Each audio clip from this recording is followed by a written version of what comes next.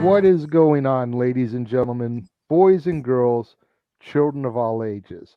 First things first, happy 4th of July. Yes. Happy Independence Day. Wherever you are out there in this crazy world of ours, whether you're in the continental United States, Alaska, Hawaii, one of the territories, you're overseas, thank you for joining us on this, our Independence Day. We appreciate you. You know, we may even try to broadcast this show a little bit earlier than our normal time. That way, you've got ample opportunity to still enjoy this edition of the Dads, not always on wrestling, before you get too involved with your barbecues, your pool parties, etc., etc. Hopefully, you will be watching the movie that stars our topic person at hand at some point today, the original Independence Day. Yes. Still haven't seen the second one, Resurgence. He's not in it, so don't have to worry about that one. You got movies like Yankee Doodle Dandy, which are a tried and true Williams family tradition. Plenty of choices, but I digress. We're not here to talk about 4th of July movies. We are here to talk about Will Smith and his best songs. Jeff, what is going on, man? It's good to see you, brother. Happy 4th of July. As you said, happy Independence Day. Happy birthday, America. First of all, I want to congratulate you specifically for, again, I said it Saturday night, but wonderful job on the call, calling your first, I would call that the first major pay-per-view. I know you called the Red Creative Hate, but people tend to shit on that show. So, I mean, not your call of this year's show, but just the overuse of what was once Hell in a Cell. Money in the Bank tends to get a pretty good rep, even though they couldn't sell out the damn stadium. So masterful job on the call, you and Noah. Again, I had the utmost confidence that you would, and you did. So congratulations. I'm looking forward to the craziness. Going to be SummerSlam in a few weeks because everybody's going to be on that call. Lord Almighty. But yeah, it's Independence Day. It's one of those. I find it funny that we just came off your review of the original Aladdin movie from Disney, considering who played the genie in the live action version. Kind of ironic how that worked out in life. But yeah, we will get to that. Spoiler alert. Well, so which again, full disclosure, y'all. If you saw Open Mic Night during for the hell show were we watching last week? My brain. Forbidden Door. God, it's so forbidden. It's right out of my brain. Isn't that awful? Just gone. It just right out. It's found in the round file once I'm done with that shit. We talked about that. My Will Smith discography knowledge is not so good, but that's why we're doing a collaboration today. But I was telling Jay before we came on the air to do this, I found myself surprised knowing more than I thought I did. And not only that, but realizing that, as I get ready to turn 40, that listening to these tracks now, it's like, okay, that makes sense that this was the backdrop music to this particular song because of the original the original track it was on. Things like that just kind of filter through the brain. As scrambled as eggs as the brain is these days up here in good old JM's head, stuff kind of, it's like, oh yeah, I remember. Muscle memory is a beautiful thing. It really is. Yeah. And I look forward to going over the stuff I didn't think I knew, but I did. And the stuff I truly had no idea what the hell was going on, but still enjoyed nonetheless. There you go. Will Smith's musical era is divided up into two eras. You've got the DJ Jazzy Jeff and the Fresh Prince era. Yes. And then you've got the solo Will Smith era, which relaunched with the Men in Black soundtrack. Yes. And when Jeff told me that he had a hard time coming up with a list of this, we decided this would be a collaborative effect. I was like, okay, it's not fair to Big Will, who at the end of the day has had like a 35-year music career. Right? When you really want to get down to it. Yeah. And just break it up into 10 songs. No. So I decided, I made the executive decision, being one half of the guys on the marquee today, that we're going to do top 10 DJ Jazzy Jeff and the Fresh Prince and top 10 Will Smith. Yep. Because again, you've got to figure Will Smith has been part of the forefront of the hip hop commercial movement since 86, 87. Yeah. You know, he was right out there with Run DMC when they were breaking down doors with Aerosmith doing Walk This Way. Yeah. You know, is like, I'm not saying he was on that track for those people that are possibly getting confused, but he was like right there in that era in those moments. Yeah. When Yo MTV Raps first launched on MTV, the first thing we saw was a freestyle from Fresh Prince, Jazzy Jeff, and Ready Roxy, I who was remember part of that who was a little part of bit. their crew at their time. Yeah. You know, Yeah. it's just like how when MTV launched, the very first thing was "Video Killed the Radio Star." When Yo As it should be. MTV Raps launched, that was the first thing we saw. House Party was written. The Kid and Play film was written with Jazzy Jeff and the Fresh Prince in That's mind. right. I forgot about that. So, and don't get me wrong, Will did the right thing by not picking that movie because it totally helped launch Kid and Play into the stratosphere. And you figure Fresh Prince of Bel Air was only a year or two behind that. Yeah. You Yeah. know, would he have been able to do Fresh Prince of Bel Air if he was worrying about House Party, House Party 2, House Party 3? Probably not. No. So it definitely worked out in the long run, but he's had such longevity.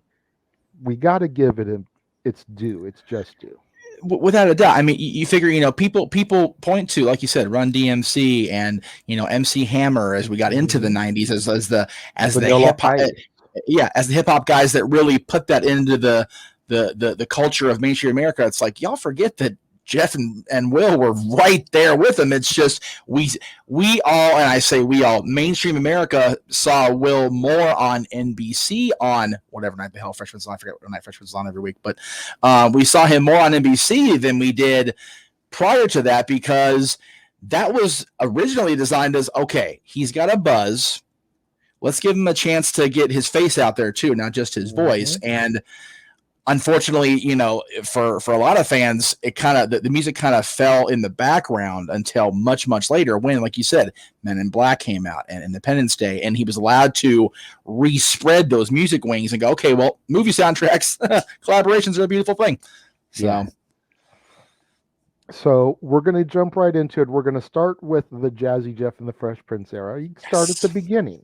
Yeah. You know, and then we'll work our way up to the solo. So number 10 that I chose for the DJ Jazzy Jeff and the Fresh Prince era. And it's only number 10 because it wasn't even a single. It's just an album cut that I love so much.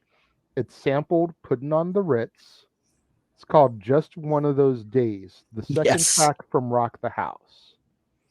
Yep. And this song is, as a lot of these are, but this song in particular is storytelling at Will's finest.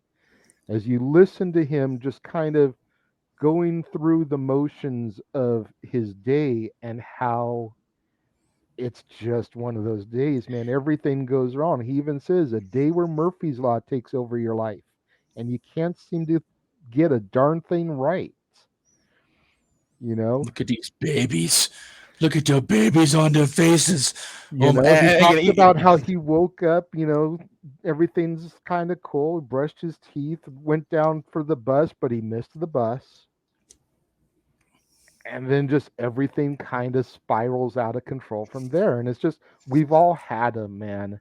Those days where we wake up and, you know, maybe the internet isn't working, or, you know, your car's dead and you need to get a jump.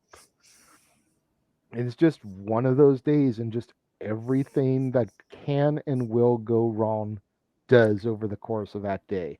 And that's what this is for Will. Seems to be a thing for NBC sitcoms in the 90s. Wake up in the morning, you miss your bus. Never make it on time. There you go. But it's all right, because we're Saved by the Bell. Damn right. The original, not that Peacock nonsense. I'm trying to get Natalie to watch them. You know, she's watched some of the episodes, but I tried to jump ahead to the Malibu Sands season. Okay. Good Good. Because The original. Okay, good. Okay. I thought when she saw like Leon Carosi, I thought she'd be able to put it together of who that is. Right, with the voice, And yeah. and she was like, I don't get it. I was like, I'm not sure who it is. And I was like, okay, Natalie, he's more known for his voice. Listen to the voice. Uh-huh. And Natalie being on the kick that she's been on lately, and I think you'll appreciate this, even though you'll be saddened that she got it wrong. Oh. At first, she thought it was the Molinator Oh, Lord Almighty. from the Santa Claus, because the voices are similar there. But then I told her, I have to listen who again, but he was, yeah. and that Leon Carosi from the Malibu Sands Beach Club is Pumbaa from The Lion King. Ernie Sambella for you sticklers to names out there. Yeah, I never pictured Ernie Sambella having the same voices. And again, the guy that played the Molinator just passed away recently. Now I can't remember his name now. I'm not awful, but I'll have to go back and just close my eyes and listen to Santa Claus 2 and 3 and picture it, because I can't do it right now in my head. But yeah, I encourage definitely watching the old episode of Saved by the Bell. The new one, again, we're going off the track here. It is what it is, but I will say I recommend. We're off track. I recommend everybody watch Bel Air. Yes, that shit is good. Anyway, carry on. But yeah, so that's why I picked that to jump off the list, because great start. It's an album track. It is. It totally is. Number 9 is an interesting choice, because if we think about the early 2000s, there was a prolific rapper who made the comment about how Will Smith doesn't have to cuss on his raps to sell records. Well, I do. Yeah. Oh, yeah. I remember very well. This is the one song that I know of where Will says a naughty word. Oh, yeah. Now, granted, it's not one of the 7 words you can't say on TV. No. But damn it, you saw my blinker, bitch. Oh, yeah. From the album Home Base. Now, this was a single, but it didn't get the traction that some of the other singles from Jazzy Jeff and the Fresh Prince did. As a matter of fact, I only ever had heard this song the first time when I got the Greatest Hits CD that came out in the mid-90s. Right. And it basically had, all their big hits, and then it had Men in Black and Just Cruisin'. Right. Because those were like the big he's back kind of songs. Yeah. I wonder if we'll get to those in a little bit. But that was the first time I heard it, was putting that Greatest Hits CD on and just letting it run. And it was like, I don't remember this song. Right. But it stuck with me. It was really good. And it did stick with me for the wrong reasons, because of him using the term bitch. Yeah. And but it's so eloquently done. True. Very true. Essentially, if I'm remembering the song correctly, because it's been a minute since I've listened to it. I know you've listened to it more recently, but right. He either gets cut off or he gets into an accident in his car, and it's like, but you saw my blinker, bitch. Like, why? Yeah, and again, we've all been there as drivers. Maybe not you, because I know you don't drive. But I've been in accidents where it's the same thing. So yeah, but we've all been there where it's like we're trying to merge over in the lane or something, and it's like, you see me signaling, let me over. Yeah, I'll give you the courtesy wave. I always do, especially going down the Cajon Pass. Oh my God, don't get me started. But Lord Almighty. But you see the blinker, acknowledge me, Roman Reigns style, and Roman Reigns my car. Damn, that's right. I wonder if him using that naughty word and it not getting as much traction is what made him go, maybe I don't need to use cuss words to sell records. Actually, if I remember the story correctly, it was his grandmother that told him that, because she found his lyric book when he was first starting out, and as kids do that are trying to be rebellious, of course, a lot of his rhymes had naughty language in it, and she told him, "You're better than that." Right.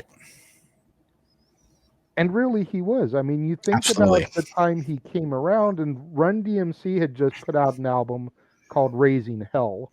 Yeah. Which didn't really have that much profanity on it. but it had that attitude. Very violent. Yeah. And then just after that, you had Public Enemy coming out, and you had NWA, and you had that whole movement. Oh yeah. And it's very easy to get lost in that shuffle. Yep. But Jazzy Jeff and the Fresh Prince managed to stay relevant, and that's part of why we're here saluting Will on Independence Day. Yep. I again tie it back to Bel Air. I find it funny now that when you go back and watch those episodes and they take place in modern times, even though it's basically a retelling of the old Fresh Prince stuff in a dramatic way, having Carlton's white friends using for lack of a better term, y'all, from ignorance, using black speak and using the N word on a regular with the A on the end. So it's totally okay. It's like, man, here we are nearly, what was it? You said 35 years into Will's existence in the mainstream culture, and they're still having that struggle where they feel like they have to adapt, they have to conform rather than try to change things in a community like that. It's sad. Yeah, it really is. Very much so. Moving on, at number 8 is a song that was a single, but I believe that the artwork I found for it was used for the flip side of something. So, but it was from He's the DJ, I'm the Rapper, the song Brand New Funk. Okay. This is just another one, like a lot of their songs, it was just this catchy sound, and Jeff particularly, I think, shines on this one. Yeah. Yeah, you've got Will rapping in the rhymes, but Jeff on the turntables really shines on this one with the way that he blends and scratches and mixes the different samples and the I think they call them in the business interpolations, where they'll take like a little line from a song and drop that in, as they're mixing everything. That sounds right. But this is really Jeff's moment to shine on the countdown. Absolutely. Yeah, I agree. It's having heard that song that I recall for the first time in process of getting ready for this show. I enjoy it. Like you said, it had a good backdrop to it more than just Will rapping. It was a good mix of both. But yeah, Jazzy Jeff definitely shine a little bit even brighter than Will on this track. It was really cool to listen to today. I mean, if I'm thinking of this properly, and again, I probably should have re-listened to some of these, but going to bed after open mic night, Saturday night was the struggle, and still trying to recuperate Sunday. Yes. He's blending like 3 different things for the chorus part. There's get down, and then there's like a do brand new funk. Get down, brand new funk. It's like he's blending 2, 3, maybe even 4 things for the chorus thing, and so quickly that you don't even notice the transition. That's how good of a DJ Jazzy Jeff was. I was gonna say that's how talented that guy was. Especially. I mean, I'm sure I haven't been to a concert. I'm sure he still is amazing on there. But yeah, when you're young and got no worries, Hakuna Matata again. You just start freaking spinning your stuff around, and it's like, if it breaks, whatever, still sounds good. Hell, God draw money, get him back next week. For real.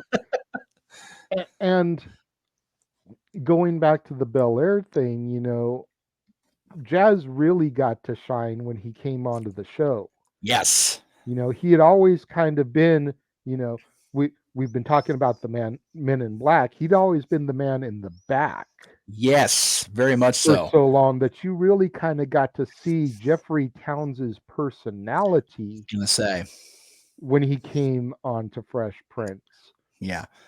And I think a lot of that stemmed from their career. Like they had that charisma already that it just like exuded exponentially the moment he walked on that set the first time. when you figure that he was the only one that was portrayed as one of Will's friends on the show that made it the entire run of the show, you figure that his friend Ty was around for maybe one full season. I remember him being around for that one season. He was on the music video episode. He was on the game show episode. I don't remember much of him beyond that. Everybody else kind of came in and out, and there were some pretty talented people. I mean, Don Cheadle came in. He was the one that played Trey. In that episode, and we never saw him again. Whereas, on the Bel Air remake, Trey is an integral part of the storyline of that first season. So important in that season. And I mean, Don Cheadle was there. You had freaking Dave Chappelle was a friend of Will's on at one point. Just so many different people that came in, and DJ Jazzy Jeff, Jeffrey Towns, all the way through, right up to the very end. And again, they used stock footage on the door toss. Let's not kid ourselves, because money was a mucker father even back then for budgets. But the fact that it was an inside joke almost that he wore the same shirt every time he came over the house. It's like, oh, you see that shirt? Out he goes. So it was just a matter of when. But he lasted all throughout because the connection between him and Will off screen doing the music was so powerful that when he first appeared as Jazz on the Fresh Prince, the audience went, "Ooh, yes, please." Yeah. So good. And he's so talented on everything he does, it seems like, that it's so cool that he got a chance to shine on this particular track. And it's only number 8, which is scary. Which brings me to number 7, which is the first of the haha songs that really ended up on the list here. Yes. It came from, I want to say the album dropped in 1989 and was called And in This Corner. And I think I can beat Mike Tyson. My goodness. Let us be real here for a minute. In 1989, could anybody beat Mike Tyson? Number 1. And then number 2, you look at Will during this era. Yeah. And he is lanky. He is scrawny. He has not developed into the muscular physique that he would show in Bad Boys, Independence Day, Men in Black, Ali. Yeah, right? Yeah, the irony of this track. There is no way this 150 at his best pound man is going to go toe-to-toe with Iron Mike Tyson before he was biting ears off of Vander Holyfield. Right? Yeah, but 89 Mike Tyson was scary. You listen to the way that his friends and everybody are trying to hype him up. Like, man, you can do this. It's like, no. It'd be like Napoleon Dynamite stepping into the ring with Rocky Balboa. No, Will, that's a dumb Will. But it's so good, and honestly, it's the only track from that album that really kind of had any notoriety. Yeah. I think because it was too rushed. Yeah. It was coming right off the success of He's the DJ, I'm the Rapper, and they wanted to try to keep that momentum going. Agreed. Yep. Because He's the DJ, I'm the Rapper arguably is their best album. There were so many hits off of that are on this countdown. Yeah. That it's hard to argue that being the best DJ Jazzy Jeff and the Fresh Prince album. Very hard to argue, definitely. I mean, you could argue Home Base, because honestly, that did produce more singles. Right. But I don't think, other than the primary one, which we'll come to later, I don't think any of them are as recognizable as the ones off of He's the DJ, I'm the Rapper. Yeah, there's a difference between producing more singles and producing more hits. Yeah. That's the key. And He's the DJ, I'm the Rapper produced many more hits that were proliferated all throughout the mainstream radio, hip-hop radio, yes, but the mainstream radio culture as opposed to the other album. It's just, it's heads and tails above it on that front anyway. Yes. Without counting greatest hits albums, DJ Jazzy Jeff and the Fresh Prince put out 5 albums. Yeah.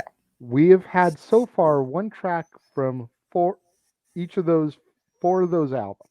That's what I'm Okay. trying to say. Yeah, four of those five albums, we've had one track. Okay. Number six, we have the last album represented, and it Oh, is cool. the last album Oh, from Code Red, Boom Shake the Room. okay. Yeah. This came out at a point, I want to say this was 1993. Right. The West Coast hip hop scene was dominating Oh, with yeah. things like Death Row, Dr. Dre, Snoop Dogg, Warren G. You know, profanity in hip hop music was at its peak. Ice Definitely. Cube. And although no profanity on the album or on the song, you definitely can hear a far more aggressive tone in Will's voice Yes. and far more aggressiveness in the beat that Jeff produced. It's one of those where staying relevant without giving into the trends and being all foul mouthed. Yep. And Will and Jeff, respectively, found a way to own up to and hone their style to fit with what was popular without caving to pressures. I was gonna say you can still stay relevant, and not sell out. Exactly. It is a mucker feather of a line to ride, and a lot of people ride it like a show pony. But Honestly, this is Will, one of yeah, my favorite songs of theirs yeah, because it's so underrated. yes, exactly. Having just listened to it again and prep for this show, I enjoyed the hell out of this. I really did. So good. And that's why I figured throw it there at the middle point. Right. It kind of, out of the ones that we've already discussed, it's my favorite. There's no Okay. denying that what is to come is Yes. better. Yes. But out of the five, the half of the list that we've gone through so far, that is my favorite. So I figured that would be a nice little halfway point before we get into the real heavy hitters of the DJ Jazzy Jeff and the Fresh Prince discography. I dig it. And we're going right into a song that was actually consideration for Nightmare on Elm Street Part 4, Ah, Nightmare on My Street. this is one of the first ones I recognized. I was like, all right, cool. I Well, know you this one. should. You should. Yeah. This was on my Halloween playlist songs that we Well, did last year. I mean, I knew it before I even met you. So, but yeah, so good, so But funny. man, the way that Jeff took the theme from Nightmare on Elm Street and sampled it and freshened it up and Yep. made it sound even grittier than it already did by adding the little Right. hip hop beats to it. Yep. And then the uncredited cameo appearance of one Mr. Robert England as Freddy's voice Uh huh. just puts this over the top for That was me. too cool. That I mean, Freddy being the first horror guy mildly latched onto. Of course, later it became Michael, but and even Chucky was around the same time for me as Freddy was. But yeah, hearing that voice on that track, it was like, whoa. Yeah. Freddy was the first of the modern day slashers that I got familiar with too. I saw Nightmare on Elm Street, I saw Nightmare on Elm Street 2, and then I kind of fell off after that Okay. until coming into contact with Bruce and being able to see pretty much the entire series. Yeah, reindoctrinated a little bit. But this song is just so great. And again, we come back to the storytelling aspect of it. Yes. You know, he tells you what's going on in his life as he watches this film, as well as giving you a little Cliff Notes version of what happens in the first film. Yep. And he jams it all into about 5 minutes. Yeah. Yep. And he makes you, with his wording of the situation, he makes you feel what his character is going through. It was burning in my room like an oven, my bed filled with sweat, and man, I was bugging. I checked the clock. It had stopped at 12:30. It had melted. It was so darn hot, and I was thirsty. You can just close your eyes Yep. and get engulfed in the lyricism and the vision that he is painting for you. Yeah. You can very easily see Freddie creating one of those scenes in somebody's dream. You can very easily see that becoming a thing. And I'll tell you what, just a side note, just be glad the first ones you saw were Freddy, Nightmare and Freddy's Revenge. The first one I saw was Freddy's Dead. There you go.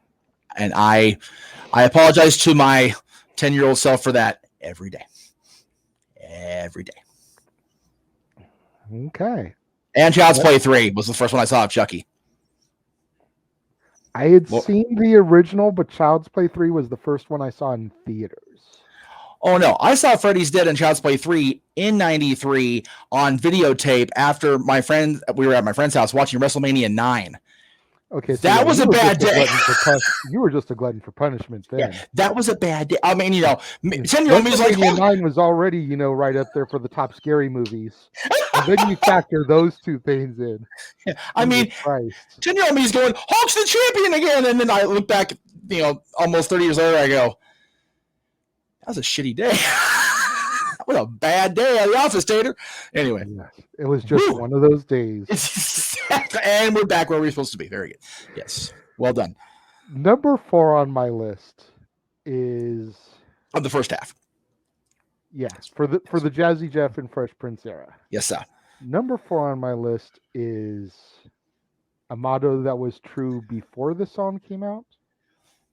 It was definitely true in the confines of the song, and man, has it remained it to be true. Me and you always joke about how you go and you watch movies, and it's always when the female enters that the Hakuna Matata gets messed up. Mm-hmm. Girls of the world ain't nothing but trouble. So this is what I was talking about. This is what I was talking about using the I Dream of Jeannie sample. Exactly. It's like if ever there was a girl that was trouble on sitcoms back in the glory days of television, it was freaking Barbara Eden and her lack of outfit messing with poor Major Nelson on the regular. Yeah. Trouble. This is just one of those really fun ones. Like so good. So good. From the moment the beat drops and you hear the I Dream of Jeannie theme. Yep. Again, Will's storytelling, his lyrics. I want to say this is the first song that I ever heard that sampled a TV theme in its beat. It's definitely up there because I've been a fan of theirs for so long. Before Busta Rhymes and or Timbaland used the Knight Rider beat. Yes. Before Craig Mack used the Days of Our Lives beat. Before Cameron, Silk the Shocker, and all them used the Night Court beat. There was this song. There was this song with the I Dream of Jeannie beat. And just, man, it's a fun romp. And it's the last time that the Rock the House album appears on the list here, but just you go back in history and you hear about how Rubber Soul and Revolver were supposed to be like a double album. Oh, okay. Rock the House and He's the DJ, I'm the Rapper very easily could have been a double album here because they are so chock full of greatness for that era. You figure just on this list alone, we have 5 tracks representing both those albums. Yeah. Yep. We've discussed 4 of them so far. Just One of Those Days, Brand New Funk, Nightmare on My Street, Girls Ain't Nothing But Trouble. We will get to the 5th one here momentarily.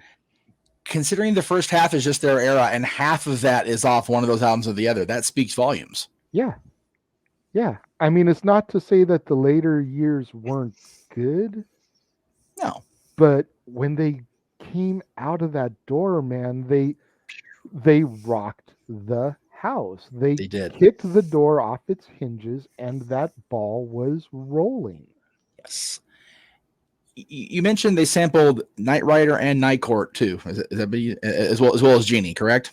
Not Jazzy Jeff and Fresh Prince, no, but I'm just saying in general. In general, I wonder what NBC feels about that now, because like those are all NBC shows. I wonder how much intellectual property they had on the music. Because you try to treat that now, you end up in a freaking YouTube lawsuit or some shit. Right. Yeah, especially with those properties. Night Court was what it was. I love Night Court personally, but Knight Rider and Genie were both money for that network. Oh yeah. So, and it's reeling it back then. It's ironic that you bring up NBC properties because at number 3, it is the theme of the Fresh Prince of Bel-Air. Yes, love it.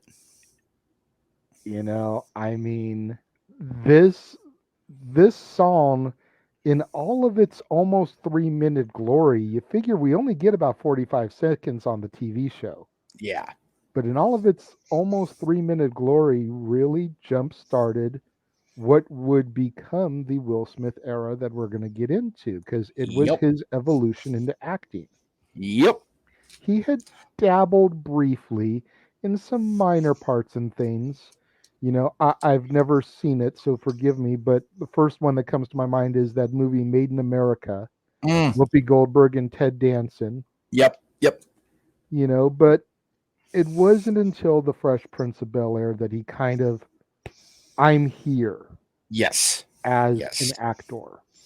Yep. Which then that, of course, launched into his bit part in 6 Degrees of Separation, where he plays a gay man, which then evolved into Bad Boys, Independence Day, Men in Black, etc., etc., etc. So you're saying that a guy that started out in one completely different genre from where he ended up, one of his breakout roles was a gay man. Yeah. Dwayne Johnson much? Anyway. Right? Don't think I didn't notice the parallel there. Yeah. And considering how much, A, we were all seemingly surprised, and B, how close Will got to being the biggest star in the world at everything at the time, and that Dwayne is there now, the parallels just keep on keeping on. Yeah. And yeah, you mentioned the song's 3 minutes. Every once in a while when they have a pilot in syndication, or if you go watch it on, you know, I'm pretty sure the whole series is on Peacock at this point. Definitely on HBO, or at least it was. The whole track is actually pretty good, and the story told, the entirety of the story he tells in the process of leaving Philly and coming to Bel-Air is even more comical than the 45 we get, just on the on the regular episodes. It's hysterical, the whole thing. The video's great. Yeah. Yeah. Will storytelling at its finest. You know, it just so happens to be that I feel that the last 2 are even better. You know, I know that there's people that have been sitting here this entire time that were like, where's the Fresh Prince song? Where's the Fresh Prince song? Of course. Number 3, baby. And if you've followed Will's DJ Jazzy Jeff and the Fresh Prince career, you know that there are only 2 songs really remaining that could be 1 or 2. Yes. Question is, where do they fall? Number 2 is, again, it's a statement that was true before the song, and it's remained true since the song. Oh my. However, ever since becoming the topic myself, yes, it puts things in a new perspective. Agreed. And of course, I am talking about Parents Just Don't Understand. And we don't. No. It's not that we don't. Oh, I don't. It's that it is in our nature to be protective.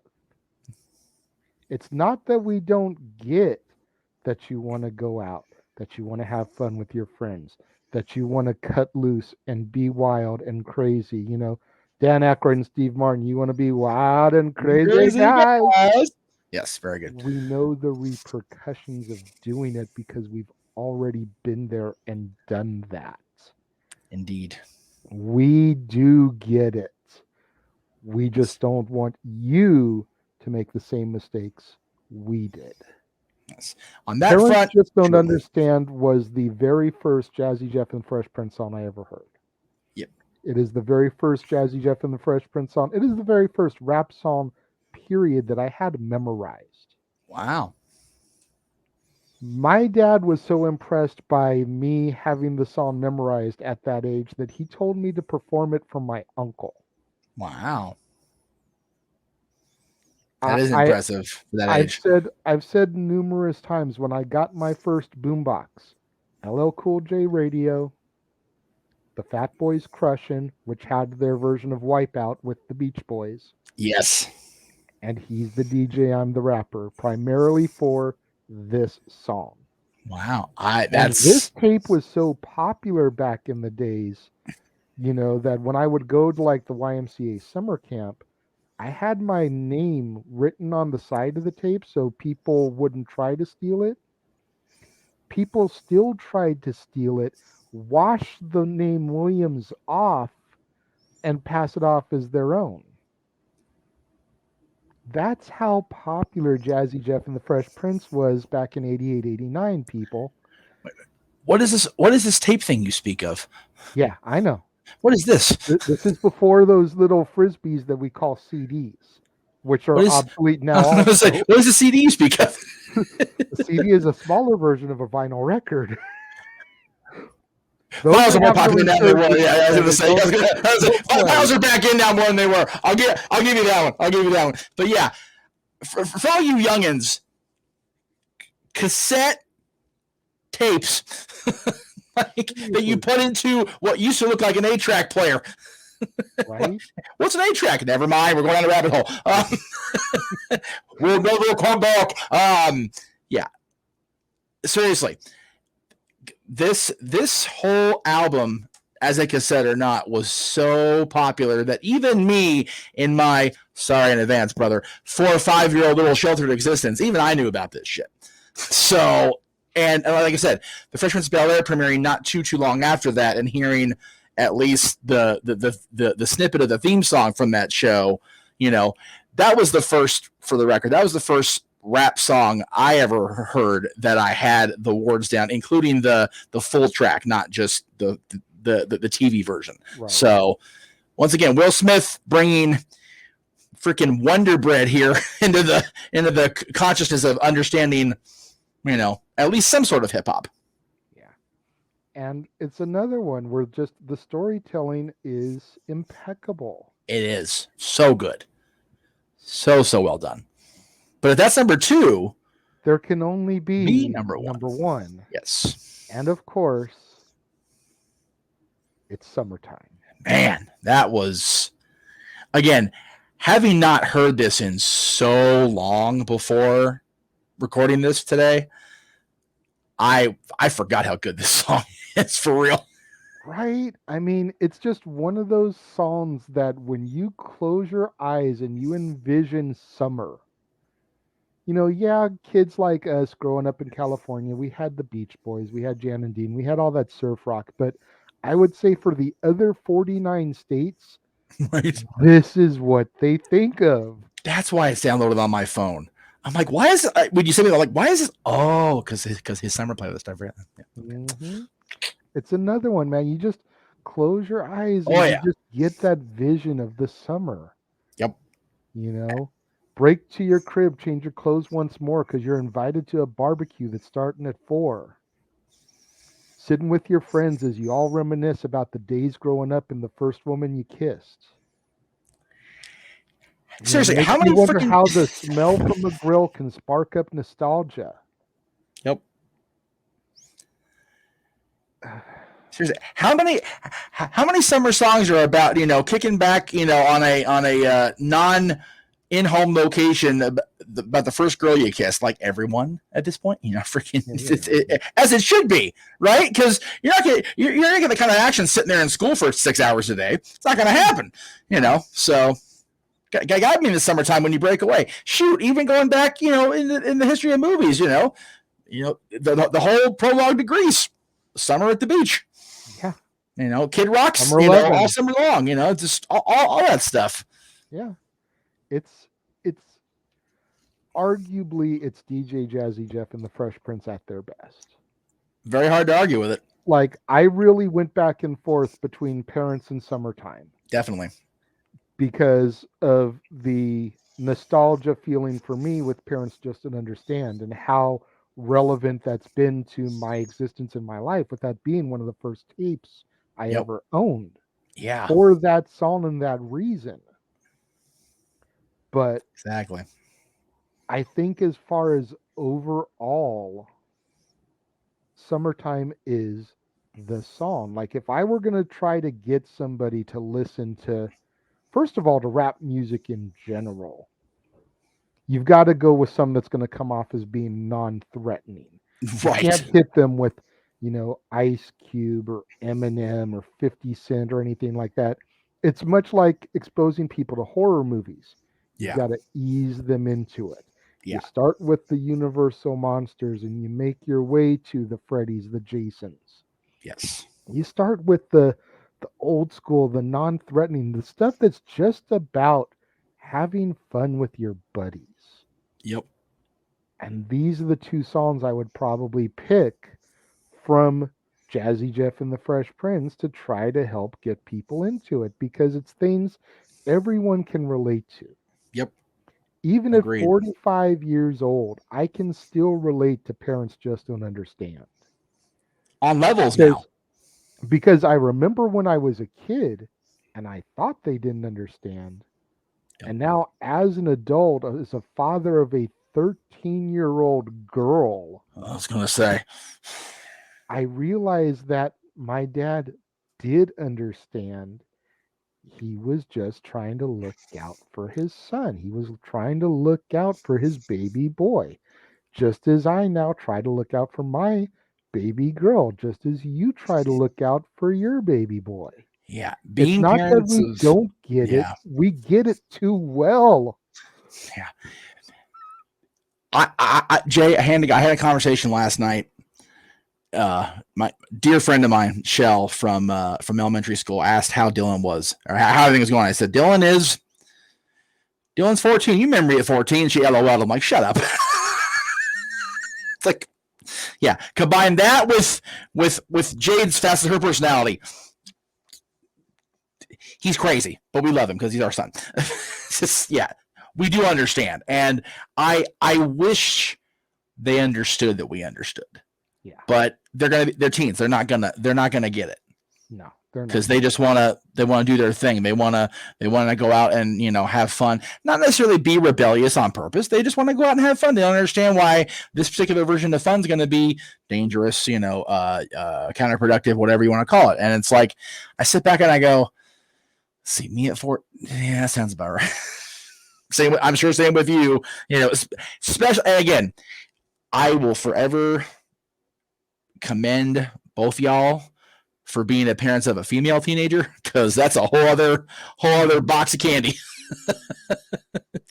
Oofa. It's that double-edged sword, going back, we're talking about Parents Just Don't Understand, but it's that double-edged sword going back and talking about like Summertime. You think about like Summertime Blues. Yes. You got to work if you want to use the truck, but then you call out to work, tell the boss you're sick. Now you can't use the car because you didn't work a lick. Yeah. You gotta understand the pros and the cons of all your decisions. Yes. Boy, I'm gonna play this on playback when he comes back home. It's like, listen to Uncle Jay. Listen to Alan Jackson. He knows. They understand. Parents do understand. The song is not true. So that Summertime's definitely, that brings us to the end of our top 10 DJ Jazzy Jeff and the Fresh Prince songs. Kind of about right. It's pretty good. So before I jump into the Will Smith era, I do have one honorable mention, and I figure it's a perfect transition because of the way that he comes onto the song. Yes. It is. It's only an honorable mention because it's not his track. He is guest featured on this track, but it's someone that he knows very well, again, as he mentions in his song. It is Tatiana Ali's Boy, You Knock Me Out. You know, and he Jeez. comes right onto the song. Here it is, a groove, slightly transformed again, coming basically right out with the Summertime lyrics, Yep. you know, but with the Tatiana Ali spin. You know, I've known her since she was a 10 as Fresh Prince from back then, Yeah. you know, and you look at her in this image and you think about first season Ashley Banks, and it's Yeah. like Uh,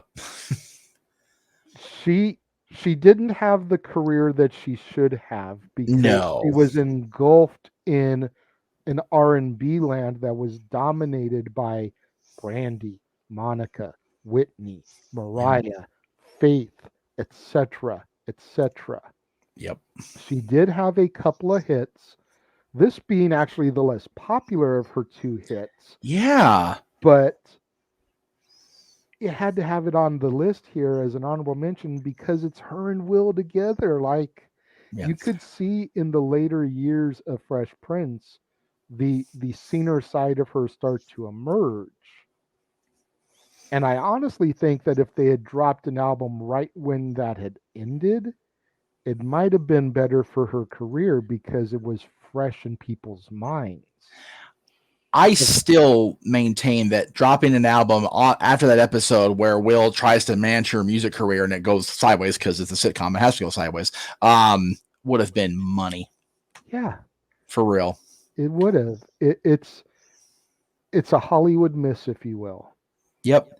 But it's such a great song. You know, you figure Boy You Knock Me Out is a classic anyway, so it's her spin on that track. Right. Then you figure, you know, that she's got cousin Will drop in a very short verse. I don't even think he does 16 bars, which is usually a verse. Right. I think he only does like 8. Sounds right. Like half a verse, but just Yeah. enough to make his presence known like, "Hey, this family, I'm still watching you. treat Yeah. her good." Yeah.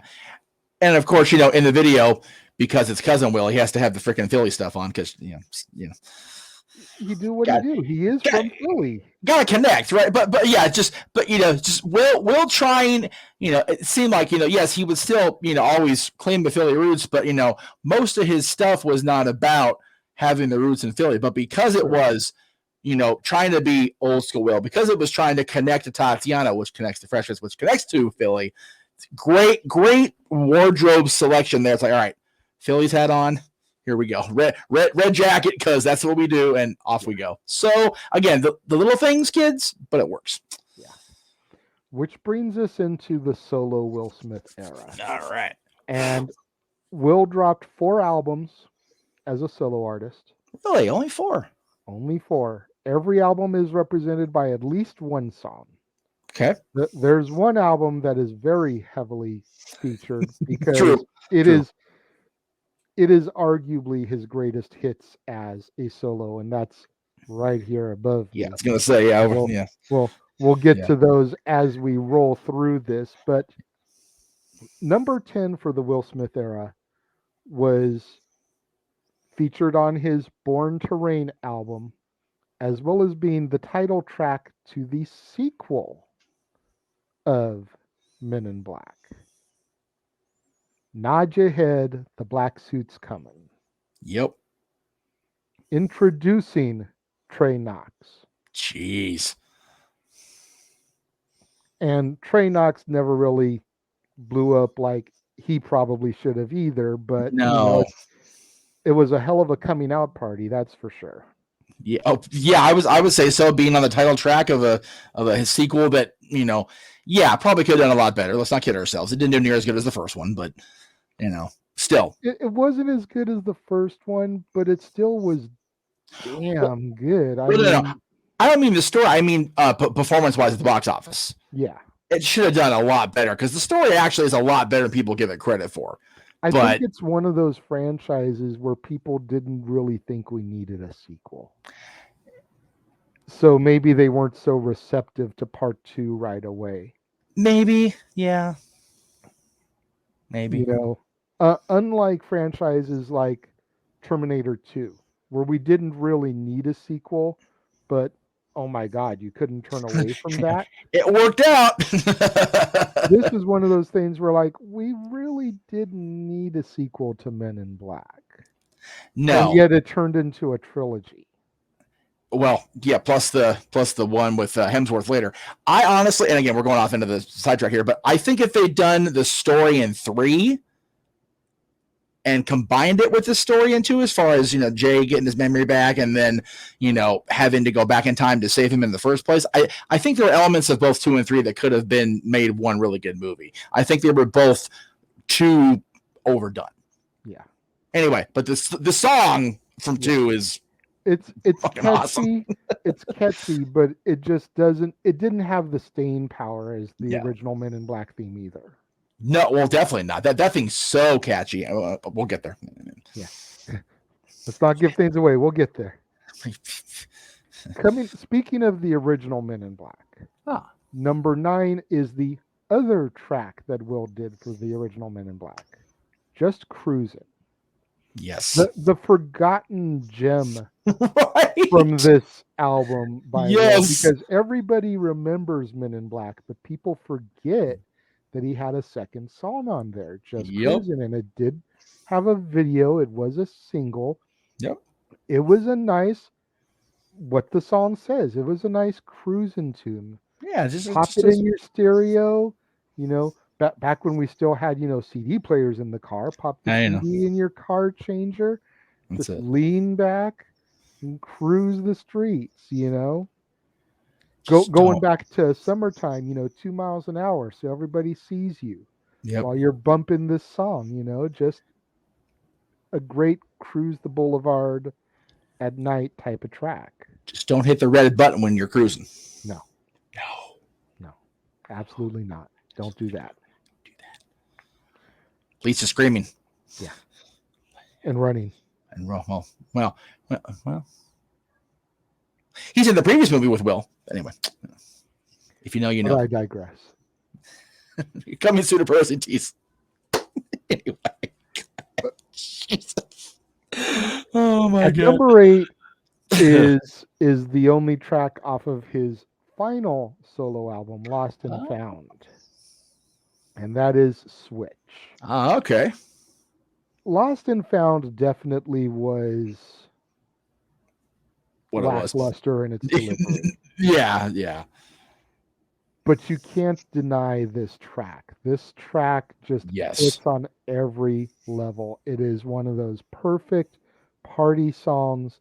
The beat just makes you want to clap your hands along, tap your toes, get up, you know, try to dance if you're not really a dancer like me.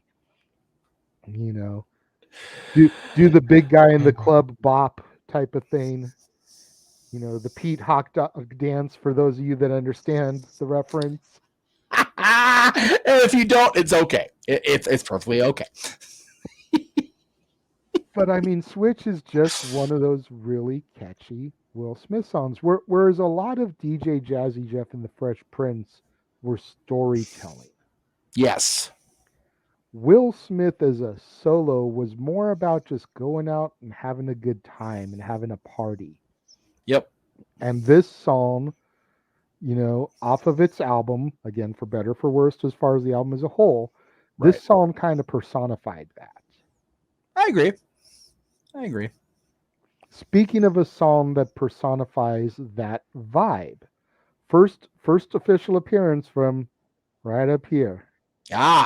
Welcome to Miami. Yes. You know, overall, is it one of the greatest Will Smith songs ever? No, but that's why it's number 7. Right. You know, but it is a catchy club banger of a song. Agreed. You know, you can still put that on at a, we'll say a family party, because I don't know if it's the type of song that you'd hear drop in a club these days, except for maybe in Miami. Right, exactly. But you know, family barbecue. It's the type of song that you could still drop into the party there and people would have fun with it, because even if that's not their type of music, people can just have fun with that type of atmosphere I and was the going to say, personality within the song.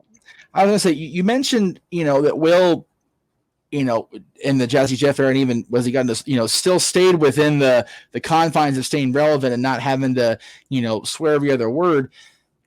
Will, at least that I remember, Will's music, this song, is a great example. You could play it at any club back then. You could play it at anybody's party. It doesn't matter if you're white, black, purple with polka dots, whatever. You could enjoy the music because it had a good beat and the lyrics were just enough where it's like, okay, I can get with this. Like I said, I'm the worst answer this side of Wonder Bread, but it's still, it's still got a catchy enough lyrics and definitely catchy enough music where you can really get into it and not really have to extend your comfort bubble out at all, really.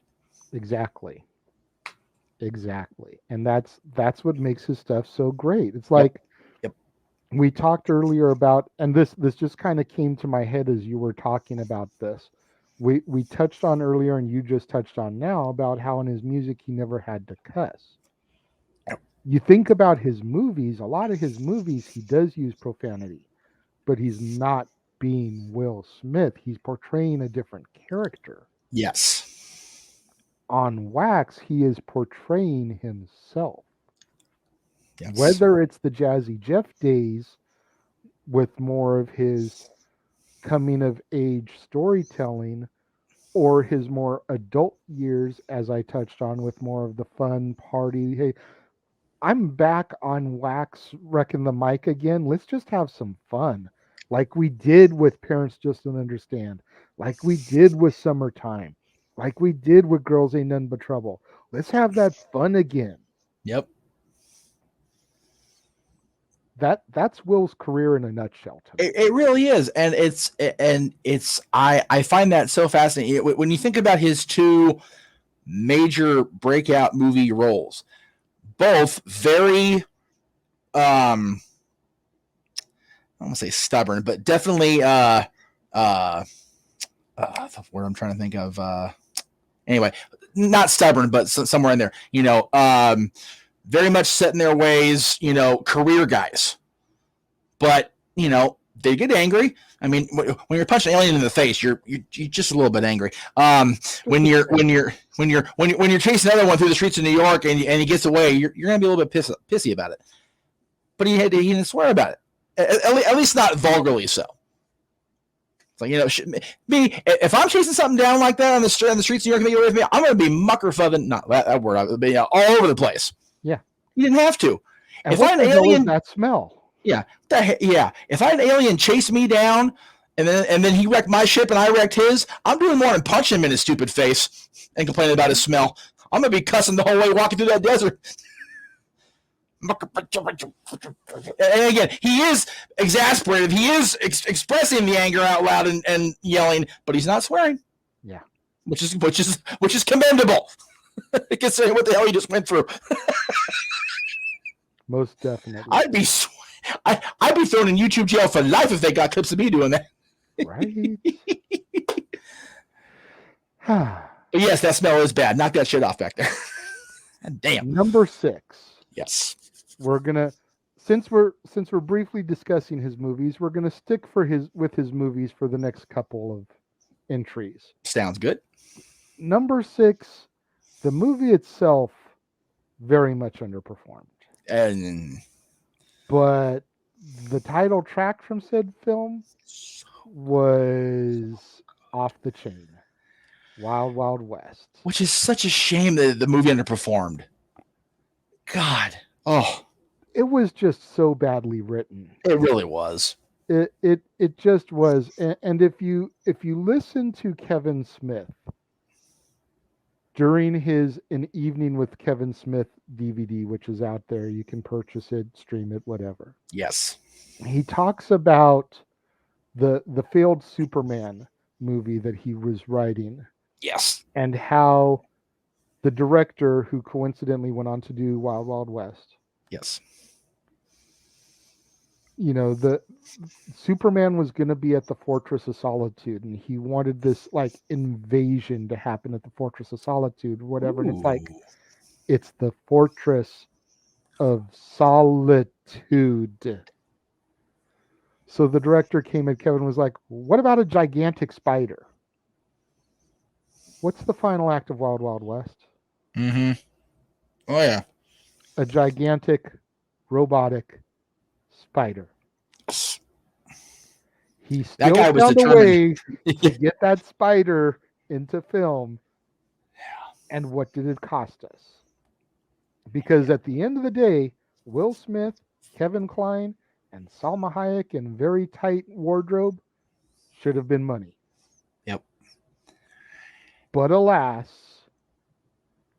it was just a horribly written, horribly told story that thankfully had a soundtrack to make up for it. Now, I don't know the numbers, so forgive me for not being stat boy. I don't remember the album doing very well at stores either. It did better than the movie did. Right, but that's a low bar to hit. I was gonna say. I mean, basically, if the album had failed as badly as the movie did, yeah, then nobody would talk about it. No, it would be Bruno status. No one would Yes. talk about it. Granted, Renegade's Except us. World number say 4, we we do, do yeah, talk yeah. about Bruno. Yes. But I think that's part of why Wild Wild West ended up creeping onto Millennium. Was Yes. so that it would not be forgotten. Because it is a damn good song. And on the album version, the Millennium version, there's a very cute exchange of banter back and forth between Jaden, who was still young at the time, and Will, Yeah. asking him, kind of like, what song do you want to hear Daddy do? And he's like, Wild Wild West, Wild Wild West. And Will's like, you don't want me to do this one or this one or this one? Naming off some of the tracks on the album. He's like, Wild Wild West. And Will just kind of like, gives that, all right, kid. And then it goes into Wild Wild West. It's a cute little intro. And, Jaden has his own bag of worms. We're going to leave him where he lie right now. But back in them younger days, yes, it was very cute to hear that father-son banter. Yes. I find it funny. That song is so good and so popular even now. When my dad was watching reruns of the Wild Wild West on whatever the hell channel the Western shows are on these days, I walk into the room not knowing what he's watching. And what do you got on? The Wild Wild West. I'm like, oh, okay. To this day, Jay. What's sad is I could see Frank Meacham doing that, except he's got to have his arms crossed, like he always does over in whatever section you guys are usually in. Actually, when he's watching TV at home, he's very much on the Barca Lounger like this. But yeah, he's got to have his arms crossed and then look at you and be like, the Wild Wild West. Well, up until last weekend, we were doing that during the hockey games anyway. Luckily, freaking Corey Perry lost again, so it's okay now. Everything's all right with the world again. That's right. Jack again, congrats, Avalanche. Stanley Cup and Corey Perry lost. So that's right. That's right. And I know we've said it a couple times since it happened, but congratulations to Jack. So happy for Jack.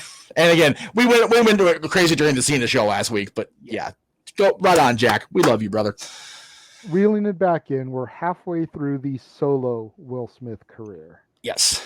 And honestly, you want to talk about another movie of his that kind of gets some crap. Yeah. For all the wrong reasons. Yeah.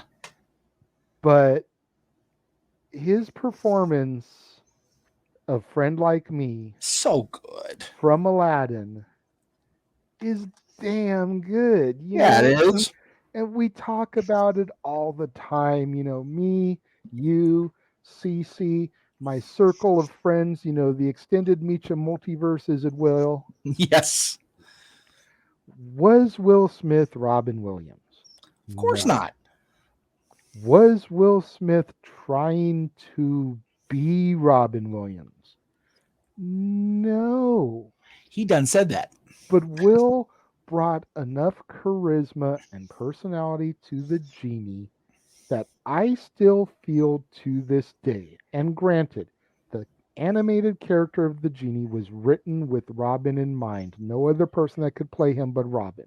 You mentioned it earlier, But so you know. but but I still hold true to the belief that if Will's movie career had been what it is today, not counting the Chris Rock incident, at the time that Aladdin came out in 92, he very easily could have been that genie if Robin had said no. Yep. Because he has the entertainment factor, he's got the personality, he's got the charisma. And we got to figure Jim Carrey was about 2 years away from making himself a household name. So he wouldn't have even been a thought on the radar Yeah. at that point. The new Robin Williams. You know, Yeah. it's Yep. But Will Smith as the genie was epic. And And the from Aladdin live action movie as a whole was so damn good. So I good. know we'll get into that at the end of the year when we do our Disney song lists. Oh yes. Oh yes. But people need to get off the Will hate of him stepping into the role as genie. Yeah. I'm sure if Robin hadn't passed away 5 years before the movie came into existence, he would have come back. I'm sure. You figure they had James Earl Jones come back to be Mufasa in The Lion King. Yep. I'm sure they would have brought Robin back to be the genie. Because considering Genie was more or less computer anyways, they could have definitely de-aged him. Yep. But Yeah. alas, we lost Robin in August of 2014. Yeah. Will Smith was a great choice for this role, and Friend Like Me was solid. Yep. I did go back and forth, and I guess you could give an unofficial honorary shout out to his performance of Prince Ali also. Also very underrated. Yep. But I felt Friend Like Me was the song that had to be represented in the perfect way to kick off the second half of his solo list. When you figure it, and again, thank you for the Spotify playlist that you made for me so I know what we're getting into today. When you factor in that the entirety of the 1992 soundtrack is on Spotify, except for the Robin songs, you kind of got to go with what you got to go with when it comes to listening to Aladdin songs. And again, I'm sure that stems from the whole lawsuit that Robin enacted over the marketing of Aladdin back in the day. But both his tracks, Prince Ali, which we mentioned as an honorable mention, and Friend Like Me, are underrated and underappreciated, as you said, for all the wrong reasons. Friend Like Me is so good, and whenever I watch live action movie, I harken back to the days of the Hyperion and watching those different guys come out as the genie and making that role their own in spite of the ungodly legacy they had to live up to each and every time they step on that stage throughout the day. It's funny that you bring up the Hyperion, and I don't want to bring a downer to this, but a couple weeks ago, I want to say it was in the Mouse for Life group that I'm in. Mm-hmm. Somebody posted that one of the guys that played Aladdin on that show had passed away. Oh, no. Yeah. And I looked at the picture, and it's one of the ones we would see on a really frequent basis. That's a shame. So it was like he was our Aladdin. Right. Yep. You know, very much in the same vein that Scott Weiner, good old Steve from Full House, was our Aladdin growing up. Oh, very much so. It was one of the ones that we would see on a regular basis going in there because we would go to the Hyperion almost every time we were there. Yeah, pretty much. It was almost the same vein as going to Mickey's house or going to Muppet Vision. Every time. Absolutely. And if not every time, then damn near every time. And when you think about the fact that whatever they're going to do in Tomorrowland before next year, at least two of those three things are now, just a shame. But yeah, again, every single time that show played at the Hyperion, everybody on that stage had to live up to a Disney legacy, let alone a legacy that is so beloved. It's a no-win scenario. It's freaking Kobayashi Maru and Star Trek. There's nothing you can do to make it better. So you have to be creative. You have to be different than within the confines of what you're able to do. And if they're going to do a not shot for shot, but if they're going to tell the same basic story structure, there's only so much you can do as a performer on stage, as a performer in a live action movie remake of a classic timeless Disney tale, to make it your own without completely changing the dynamic. Yeah. One person in that whole movie got their own solo moment that was not in the animated, and that was Jasmine. And she needed it. And when you think about, they give her that moment on the stage show, Gilded Cage, like for real. Jasmine needed that moment in the live action, and it was so integral to the story. But Will Smith as the genie doing Friend Like Me on our countdown is a must if we're going to talk about his solo career and how his movie career allowed his solo career to shine even brighter. Friend Like Me, again, hated for all the wrong reasons, but so damn good. Agreed.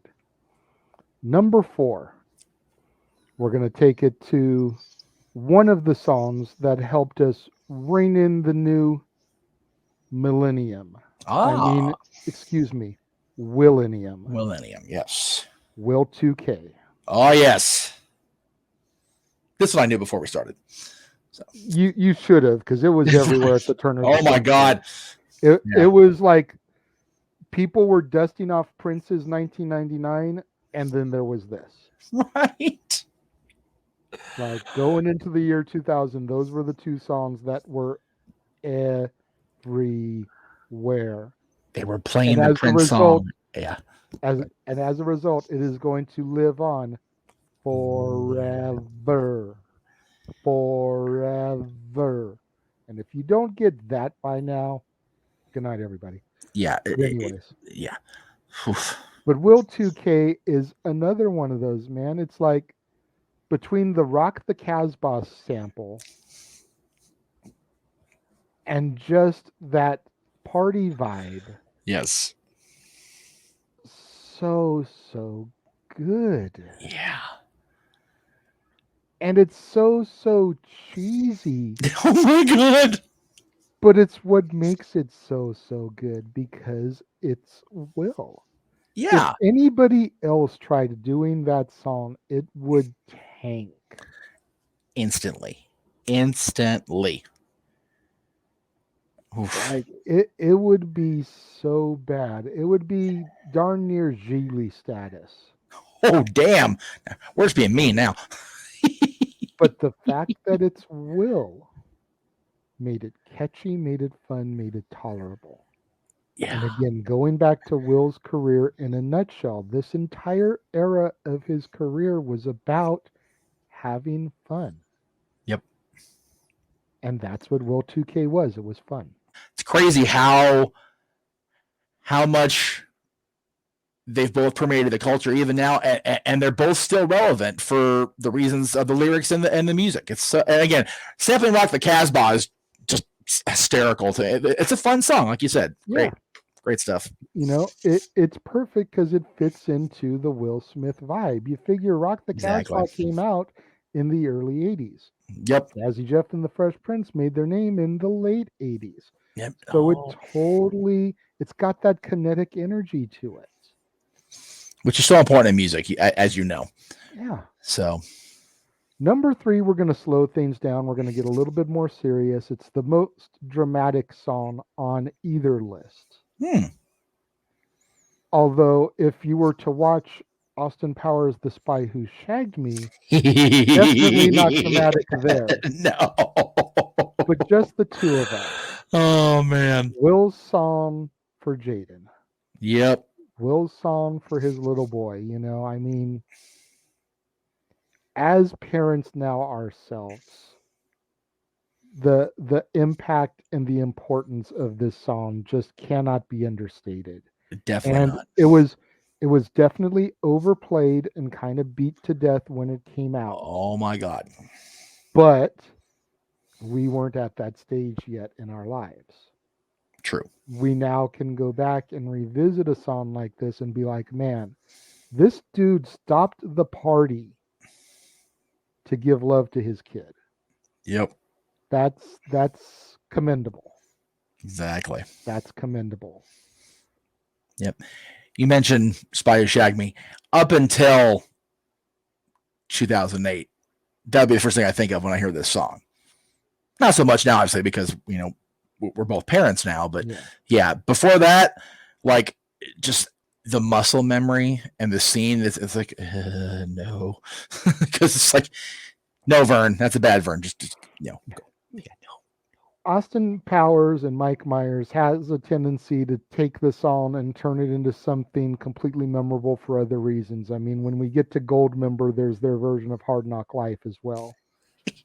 I actually like that one more than this. I'm not gonna lie.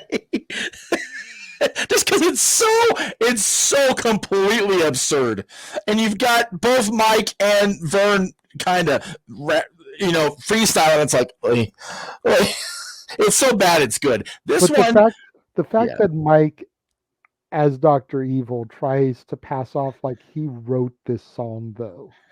True, very true. And we're talking about the ha-ha version, but even in the lyrics of that, they get the story wrong, because from the moment I heard Frau say I had a clone, it was number 2 that told you that they took the necessary measures, right? Not Frau. No, all you heard Frau say was "Sit in your clone." That's all we heard. Yes. Yeah, but leading it back into the Will Smith version. Yes. Again. Yes. I mentioned during the Wild Wild West part about Jaden and back then and how it was so cute. It's like you just, it tugs at the heartstrings. It does. And going back to those early interactions with them, both in film in things like The Pursuit of Happiness and on Wax with this and that intro to Wild Wild West, it always makes me go back and think about this little excerpt that was released on one of the John Lennon anthologies.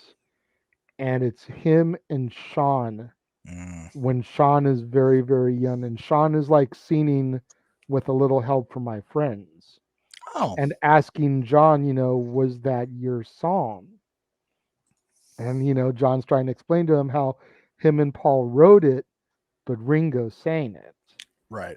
So yes, I created it. It's one of my songs, but when you hear it, that's not Daddy. That's not one of his songs. Right. So it always takes me back to that and just those little moments that are so cute and just end up being captured. Yeah. A little time capsule, if you will. Especially with what happened to John. I mean, it's cool to hear stuff like that now. Number 2. Speaking of number 2, is on this album. Yes. Much like the song that we just talked about was. Yes. But it's also the title track. Yes. Yes. This is another one of those things. It comes down to 2. If you're paying attention, you should know that this hadn't come up with, and there's one left. Yeah. And how do you go back and forth between Men in Black and What's to Come? Like, right. This was Will's "I'm back, bitches" right moment. Yeah. This song was so popular. And arguably because of that, maybe it should be number 1. Yeah. But when we get to number 1, I'll explain why it edged it out. Yeah. Very true. Very true. You were about to say regarding Men in Black. I was saying, this song was so popular, I knew the lyrics and the entire dance of that last verse. Dance, Jeff, dance. Dance, Jeff, dance. Dance, Jeff, dance. We're getting a little too inside baseball, but I'm sitting here without the benefit of arable bottom wear. I am clothed, for the record, but it's too damn hot to not be sitting here in my shorts. Not gonna lie. Okay. It's hotter. It's 4th of July. It's hot as balls, and I don't need to be showing mine on the air. I'm good. We're good. Thanks. Fair. We don't want to see that. No demonetization instantly. Because it's. But yes, I mean, literally, just bounce. I knew the whole thing so much so that because we was still at the forum back then, I graduated from doing the Pee Wee Herman dance on the ledge to doing the Men in Black thing on the ledge. Even at 14 and ungodly uncoordinated, I did it once, and that was all I needed to do. Sit down. The only downside with Men in Black, yes, was the fact that why couldn't we have gotten something for Bad Boys? Why couldn't we have gotten something from Independence Day? Like, if you were having this Jones, this itch to come back, the way you did, why couldn't we have had something there? Don't get me wrong, Bad Boys had a phenomenal soundtrack. Oh, it did, very much so. But a Will Smith track would have just made it that much better.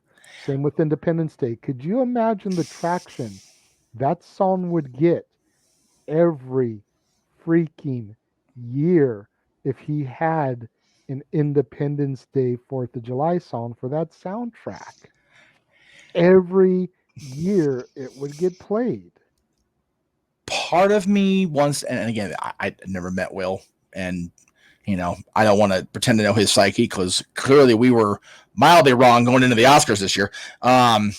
Fair. Part of me wants to believe that he wanted to do those big, giant movies and not feel the need to also fall back on the music stuff.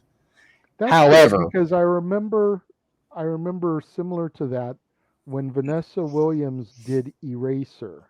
Yep. She signed on to do it under the agreement that she wouldn't be involved in the soundtrack. Right. But then the producers were having such a hard time coming up with someone to do the title song. Right. She volunteered to do it. And that's the thing. She volunteered. She wasn't asked. She wasn't coerced. She's like, all right, y'all struggling. I got you. With Will, as great as his roles in Bad Boys Independence Day were, I don't think they were of the nature of, I guess, haha enough where the character could be in a music video as well. So with Men in Black, it's so cheese-tastic, especially the title track. The title track is one big giant piece of big freaking Green Bay hunk of cheese. Let's not kid ourselves. But I mean, the fact that the GIF you see on Messenger is not from the movie where he's neuralizing. It's the end of the video where he walks up, puts the glasses on. That's from the end of the video. Yeah. So that role and that movie lends more toward, okay, we can add a track to this and it can be fun. Although, again, Just Cruisin's not necessarily a fun upbeat track, but it's still a cruising song. And you can totally see Agent J, cruising down the street. Don't hit the red button, Jay, doing his thing. Whereas Independence Day was so bing, bing, bing, things go moving 100 miles an hour. I mean, freaking aliens are taking over the world. We got to get moving in a hurry. There's no real time for levity. I mean, granted, he had some funny moments, but there's no real time for enough of a levity moment to have a track, if that makes any sense. Same with Bad Boys. I mean, him and Harry Connick Jr. had enough of a rapport during the movie that there was a similar dynamic to him and Tommy Lee Jones, if not even a little bit more lighthearted. True. Yeah, Tommy Lee Jones don't take no mess. Just ask him about his time with Jim Carrey. Well, yeah, and again, it's I guess just I like what I said a few minutes ago. I think Will just wanted to see if he could without having to feel like he had to fall back on it. But I guess Men in Black kind of, well, let's do this one. Why not? Yeah, it's fair. Just round this up the top of my head as I go here. I don't know. Which brings us to number one. Yes, number one. And if it wasn't Men in Black, but it is from this album, as number 3 and number 2 also appeared on. There you go. That just goes to show the strength of this album. Yes. There can only be one.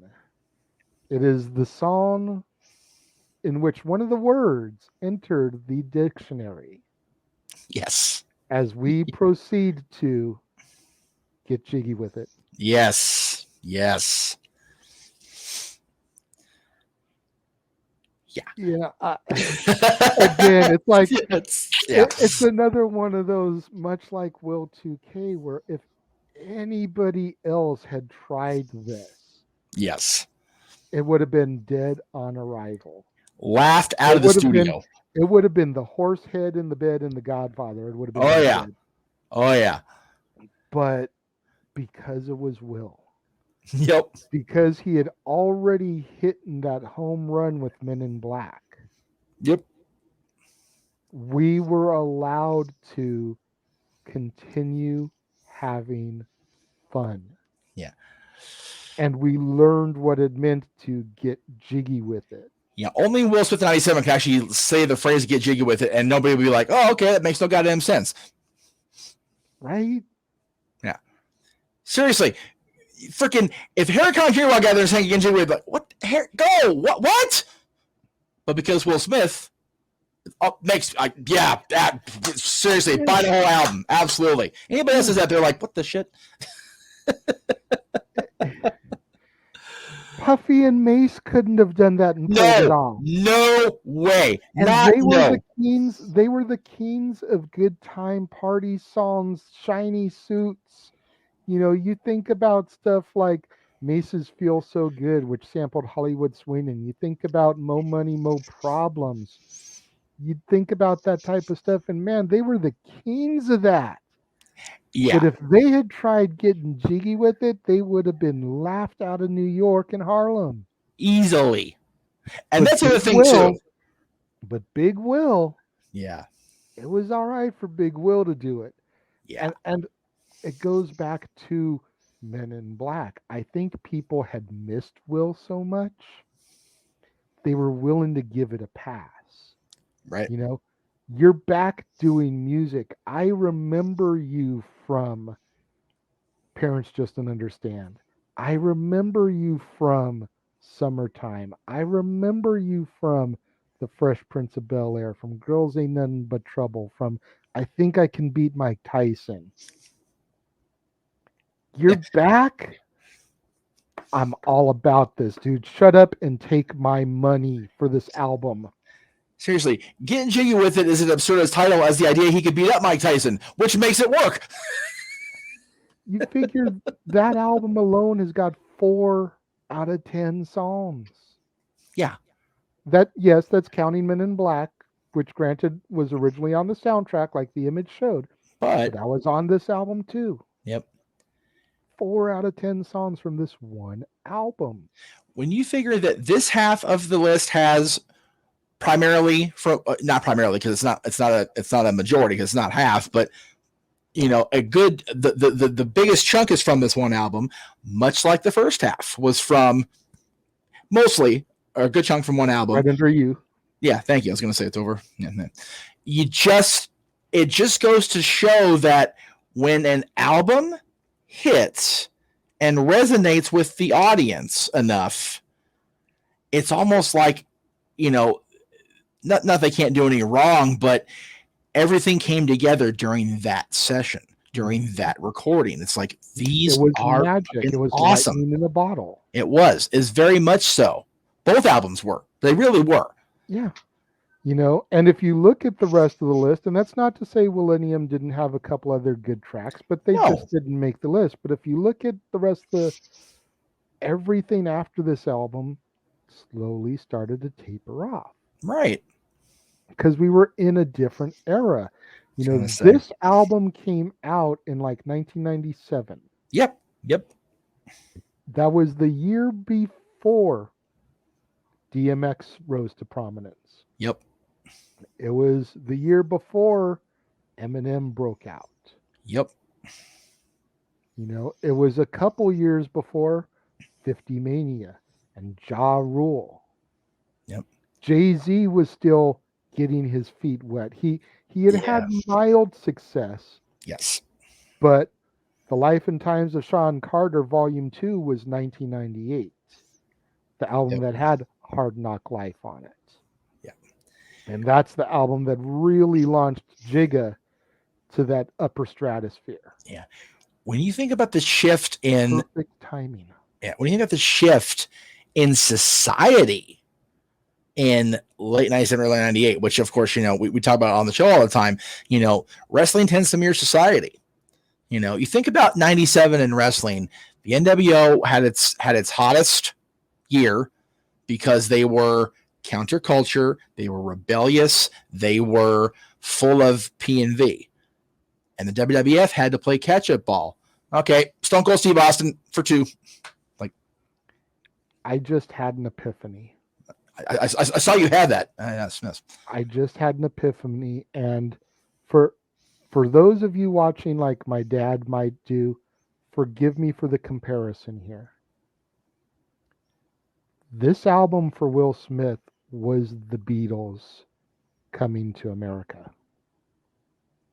You think about it, we had just come off of the murder and deaths of Tupac Shakur and Notorious B.I.G.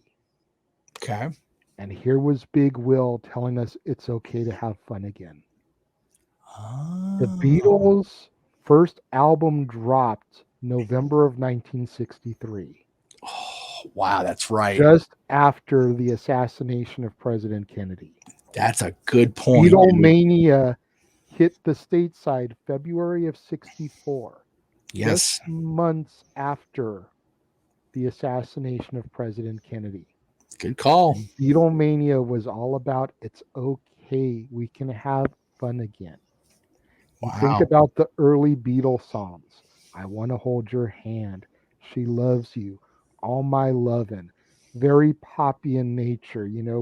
We obviously would get deeper as they went on in their career, but it was all that bubblegum, poppy, fun type of music. Right. That's what this album was for hip hop. Absolutely. Absolutely. It was okay to come out and have fun again. Yep. Yeah, we lost Biggie Smalls. We lost Tupac Shakur. California love, New York represent. Philadelphia is going to pick up the ball. We're going to party again. Good stuff. We're going to get jiggy with it. Good. Great epiphany. Good comparison. I dig it. That's a great way to end it right there. That was good stuff. What did you guys think of essentially my curated list of Will Smith's music career? The DJ Jazzy Jeff and the Fresh Prince top 10 and the solo Will Smith top 10. Let us know. If you're watching the premiere on this no doubt beautiful 4th of July, leave your thoughts and comments all the way over there next to Mr. Meacham.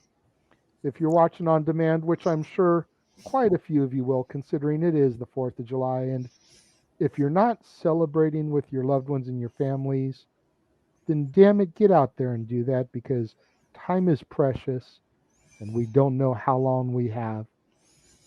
But if you're watching on demand, leave your thoughts and comments down there beneath us. If you haven't already checked out today, make sure you go back and take a look at my review for Aladdin, which aired just prior to us going on the air with this. Yes. We discussed Will Smith as the genie during this episode. And prior to that, I, of course, discussed Robin Williams and his performance as the almighty genie. Yes. Tomorrow, of course, is Talk Wrestling, which you didn't give me a graphic for. But then Wednesday on Renegade Reviews, we will be going to the Pride Lands and discussing The Lion King. Love it. After The Lion King, of course, you'll be able to check out the Greg Cherry Show, both on the Jeff Meacham Network and on the Greg Cherry brand. And then on Wednesday also, excuse me. Yeah, that's right, because Greg Cherry's on Thursday this week. That's right. Okay, I forgot about that. My bad. It's all right. It's okay. Ranking the roster, the NWO. Oh man, If Vincent isn't at the bottom of the barrel, then I'm already questioning your judgment, good sir. I have 2 words, 3 words, 3 words for you: David, Flair, Samantha. Anyway, but Vincent. Yeah, all he ever did was stand in shadows, and no, that's not a black joke. Shit. I'm leaving that in. I'll leave that in. That's tremendous. Okay. So what's after that, Jay?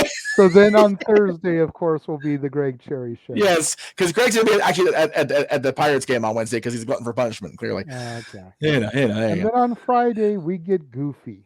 Woohoo! And we discuss a goofy movie. Of course, if you haven't already, you can go back in the archives on the Casa D18 Studios channel and check out the 30-minute interview video that was posted of Bill Farmer from when I went to go see a goofy movie at Sugarman Gallery. 30 minutes, and I still came into it part the way through. Right. God only knows. It probably would have been close to an hour interview if I had caught the whole thing. Accurate. On Saturday, yes, we have Spiderhead, starring Chris Hemsworth and Miles Teller. And if I'm remembering correctly, that is Journey Smollett in the foreground.